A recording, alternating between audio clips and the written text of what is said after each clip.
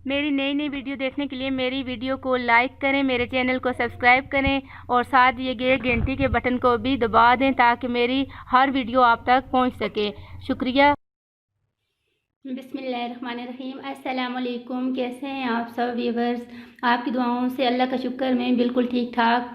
تو اگر آپ نے میرے چینل کو سبسکرائب نہیں کیا تو پلیز میرے چینل کو سبسکرائب کریں اور ساتھ یہ بیل آئیکن کو پریس کر دیں تاکہ میری ہر آنے والی نئی ویڈیو آپ تک پہنچ سکے۔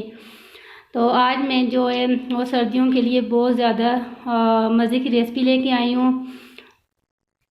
میں آج بنا رہی ہوں گڑ والے میٹھے چاول۔ تو اس کے لیے میں نے 2 کپ چاول لیے اور ان کو میں نے کیا کیا، ان کو میں نے بوائل کر لیا، لیکن یہ کہ زیادہ بوائل نہیں کیا، یعنی کہ زیادہ گلایا نہیں ہے میں نے ان کو۔ اس کے لیے میں نے لیا ہے خشک میوجات میں جو بھی میوجات آپ کے پاس ہوں آپ وہ کر سکتے ہیں۔ تو میرے پاس کشمش تھی اور بادام تھے اور اس کے علاوہ وہ میں نے کاٹ لیے ہیں، اور یہ چھوارے تھے میں نے وہ بھی چھوٹے چھوٹے کاٹ لیے ہیں۔ اس کے علاوہ گڑ لیا ہے میں نے، اور سونف لیے ہیں میں نے 1 چمچ، لونگ لیے ہیں 2 سے 3 عدد، اور الائچی لیے میں نے 2 سے 3 عدد۔ اس کے ساتھ مجھے گھی چاہیے ہوگا، تو گھی آپ اگر آپ کے پاس دیسی گھی ہو تو وہ تو بہت بیسٹ ہے، لیکن میرے پاس دیسی گھی نہیں تھا تو میں یہی والا استعمال کر رہی ہوں۔ یہ تقریباً میں 2 سے 3 چمچ ڈالوں گی، اور اس کے ساتھ میں نے لیا ہے 1 کپ دودھ کا لیا ہے۔ اس میں اب جو ہے وہ چاشنی بناؤں گی۔ تو آپ اگر پانی میں بھی بنائیں تو پانی کے ساتھ بھی اس کی چاشنی جو ہے وہ بنا سکتے ہیں، لیکن میں نے چاشنی بنانے کے لیے دودھ اور گڑ کا استعمال کیا ہے۔ تو یہاں پہ میں نے گڑ اور دودھ کو ڈال کے تو ان کی چاشنی بنا لی ہے۔ چاشنی میری یہاں پہ تیار ہو گئی ہے۔ اب اس کو جو ہے میں وہ جلدی تیار کر رہی ہوں۔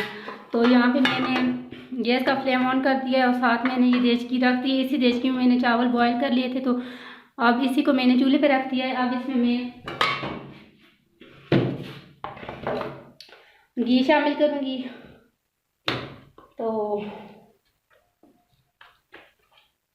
آپ نے ریسپی جو ہے وہ لازمی ٹرائی کرنی ہے، بہت مزے کی بنے گی انشاءاللہ۔ گڑ والے میٹھے چاول آپ کو انشاءاللہ بہت زیادہ جو ہے وہ پسند آئیں گے۔ تو یہاں پہ میں نے جو ہے گھی ڈال لیا ہے، بس اتنا گھی کافی ہے۔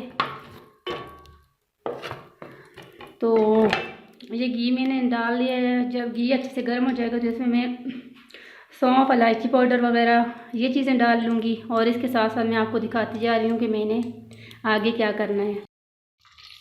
تو یہاں پہ میں نے گھی کے اندر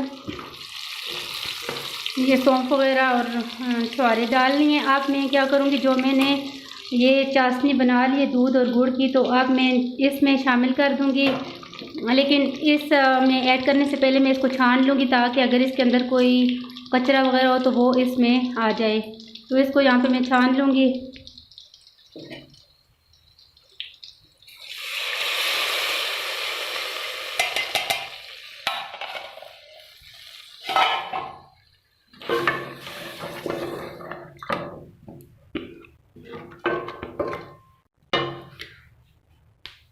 اس کو یہاں پہ میں نے اس میں شامل کر لیا ہے، اور اب میں اس کو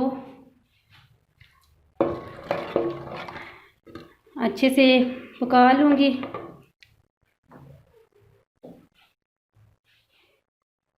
چاشنی اچھے سے اس میں مکس ہو گئی ہے۔ اب میں اس کے اندر جو ہے وہ چاول شامل کر دوں گی۔ میں نے زیادہ چاول نہیں بنایا، آپ اپنے حساب سے کم یا زیادہ بنا سکتے ہیں۔ تو یہ چاول میں نے اس میں شامل کر لیے۔ اس کو اب میں جو ہے وہ میڈیم آنچ پہ 10 منٹ تک جو ہے وہ اس کو پکا لوں گی، تاکہ چاول کیونکہ زیادہ میں نے ان کو نہیں گلایا تھا، تاکہ یہ جو ہے اچھی طرح سے گل جائیں۔ اس کے بعد میں ان کو دم پہ لگا دوں گی، اور میں ساتھ ساتھ آپ کو دکھاتی جاؤں گی۔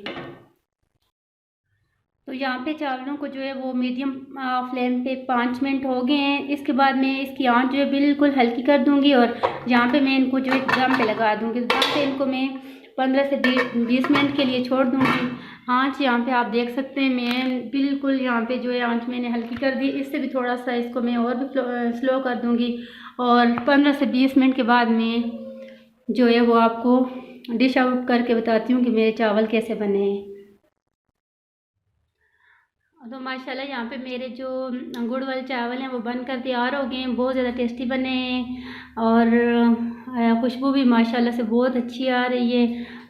یہ بہت زیادہ ہیلدی بھی ہوتے ہیں، تو آپ نے اس ریسپی کو لازمی ٹرائی کرنا ہے۔ گڑ والے چاول ایک دفعہ تو لازمی ان سردیوں میں بنائیں ہی، آپ خود بھی کھائیں، اپنے بچوں کو بھی کھلائیں، ہیلدی رہیں، صحت مند رہیں، اور جو ہے وہ دعاؤں میں یاد رکھیں۔ اگر آپ کو میری آج کی ریسپی اچھی لگی ہے تو پلیز میری جو ریسپی ہے اس کو لازمی ٹرائی بھی کریں، اور میری ویڈیو کو لائک کریں، شیئر کریں۔ میرے چینل کو اگر آپ نے ابھی تک سبسکرائب نہیں کیا تو پلیز سبسکرائب بھی کریں، اور اس کے علاوہ اور اپنے دعاؤں میں یاد رکھیں۔ بس اس کے علاوہ میں کچھ نہیں کہوں گی۔ اپنا خیال رکھیں، اس کے ساتھ ہی مجھے اجازت دیں۔ اللہ حافظ۔